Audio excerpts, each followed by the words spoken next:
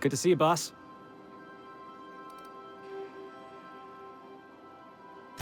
Didn't I tell you? I'm secretly the chairman's orphan child, abandoned at birth in the back bays.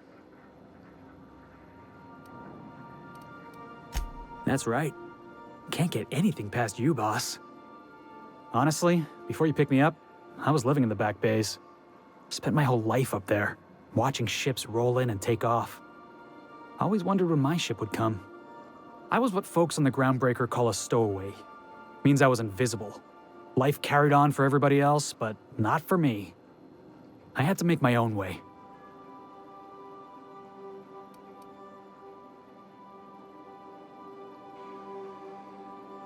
Stowaways ain't free. We were just as trapped as anybody else. We didn't belong in the system, but we still had to live in it. We still had to play by the board's rules. Imagine spending your whole life looking out at the stars, and knowing you could never aspire to be anything more than a box hauler. That's what it's like.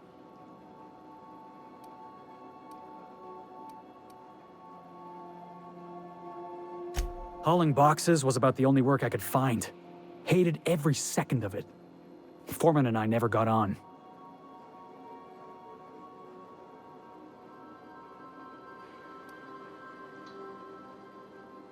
Could be I was overreacting. A better man might have turned the other cheek. Exercised a little bit of that, what's the word? Restraint? But on the other hand, broadsiding the jackass with a tossball stick, that felt good. That felt real good. You ought to try it.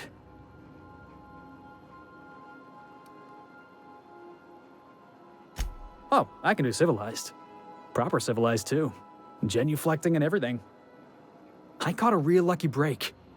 If you hadn't picked me up, I'd still be back at the docks, waiting for the day my ship arrives.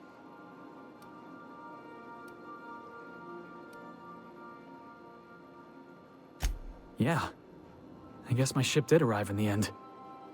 I've got you to thank for that. Thanks for listening, boss. Let's get going.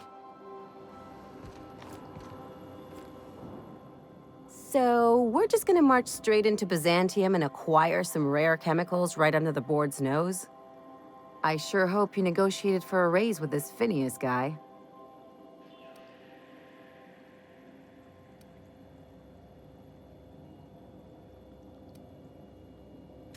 Then we'd better hope he doesn't blow himself up while we're gone. Or if he does, that he has a killer insurance policy. In either case, you should know Wells isn't the only game in town. The board's put a bounty on his head, and they've got more than enough bits to pay it.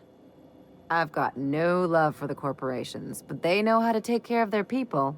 The ones at the top, anyway.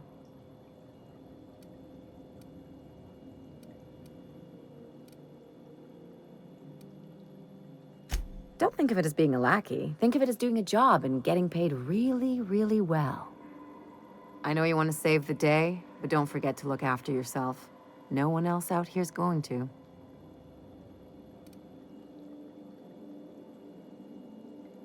Hey, don't get any ideas.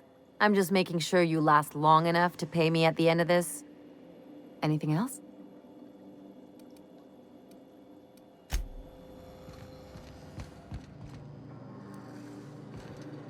Mess detected.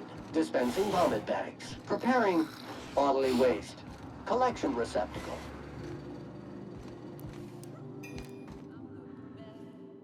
As always, I am at your disposal. Anything you'd like to discuss? Baconu, the author, had some interesting theories about man's perception of reality that I thought could be applied to our attempts to decipher the plan. Unfortunately, he was also one of the founders of the Philosophist school of thought, so the book is banned in this colony. The simple version is this. The force which we call the Grand Architect created the universal equation that underlies and defines everything in the universe. Everything flows from the equation, or in layman's terms, the grand plan. Is the Grand Architect a consciousness? A natural force? Did it create the equation on purpose? The answers to these questions don't really matter. The equation, the plan, is all that matters. Contentment is found by accepting one's role in the plan. The plan is not one rigid path. There are a variety of multitudes contained within it.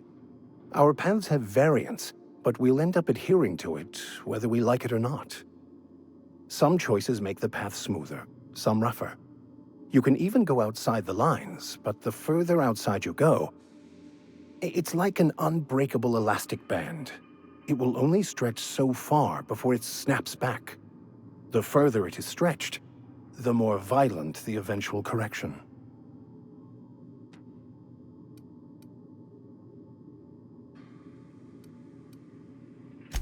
I wouldn't say my parents disowned me, strictly speaking. But before they died, they accused me of thoughtlessly abandoning them. I couldn't understand it. I was only trying to make them proud by becoming a better vessel for the plan, to feel the joy they felt. I was so certain my potential was wasted as a laborer, and was willing to risk everything just to prove to them that they were wrong. I was lost, misguided.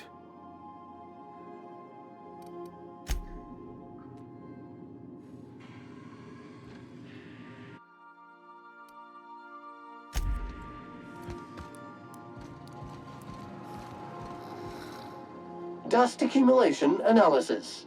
2.5 years. The best big game hunter. Captain?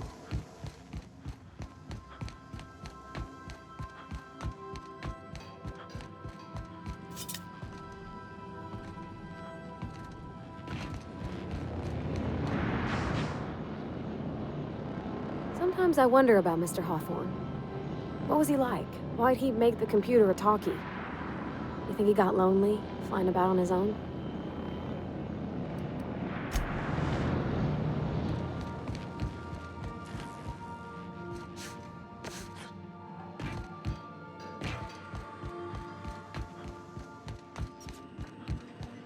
Welcome back, Captain. How can I be of assistance? Certainly, Captain. What would you like to hear? How do linear algebraists settle arguments about matrix transposes? With a duel. Now playing a Spacer's Choice advertisement jingle.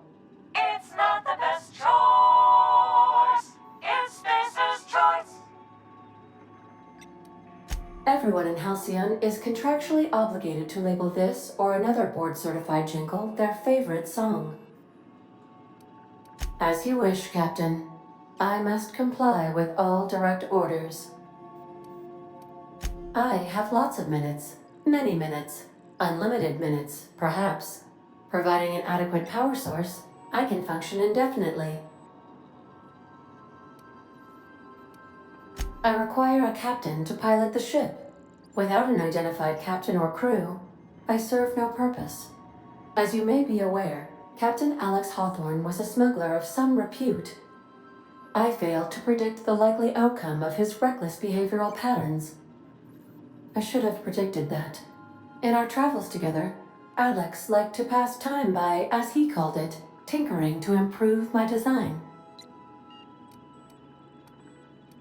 If you mean, was Captain Hawthorne my first? Yes, he was. How can I be of assistance? May luck be with you. Of course, as I am sure you are aware, luck does not exist. But it seems to comfort humans to believe they possess good quantities of it.